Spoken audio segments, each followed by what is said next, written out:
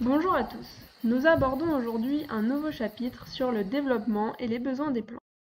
Les arbres, les plantes alimentaires comme le bananier, les plantes d'appartement et de jardin se développent de la même façon.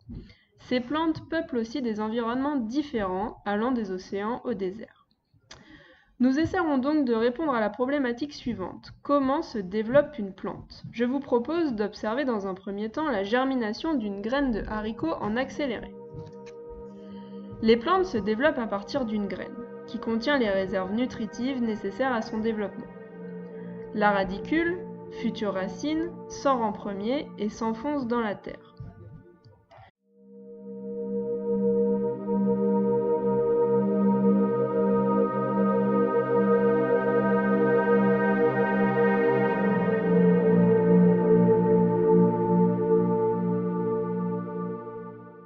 Puis la tige pousse vers le soleil, en emportant avec elle les cotylédons, l'ancienne graine.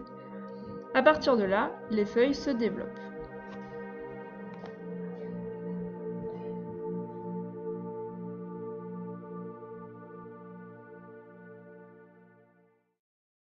On va maintenant nous demander quels sont les besoins des plantes pour leur croissance. Pour cela, nous allons étudier 5 plantes. Notre première plante s'est mal développée. Elle est en effet petite, ses feuilles sont jaunâtres et tombent. Elle a pourtant reçu pendant son développement du CO2, ou dioxyde de carbone, des sels minéraux, ainsi que de l'eau.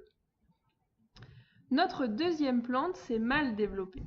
Elle reste petite et peu robuste. Elle a pourtant reçu du CO2, des sels minéraux, et a été exposée à la lumière pendant son développement.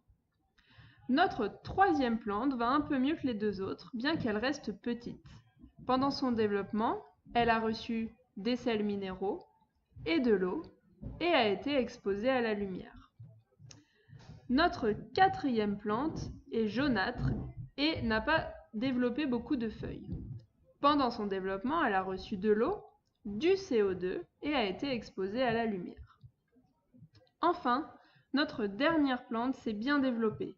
Ses feuilles sont vertes et fournies. Elle a reçu pendant son développement de l'eau, des sels minéraux et du CO2, et enfin a été bien sûr exposée à la lumière. Nous observons donc que nos 4 premières plantes se sont moins bien développées que la dernière. C'est tout simplement parce que cette dernière est la seule à avoir reçu tous les éléments nécessaires à son bon développement. Les plantes ont en effet besoin pour se développer de la lumière, de l'eau, de sels minéraux et de CO2. L'eau, le CO2 et les sels minéraux sont ce que l'on appelle de la matière minérale.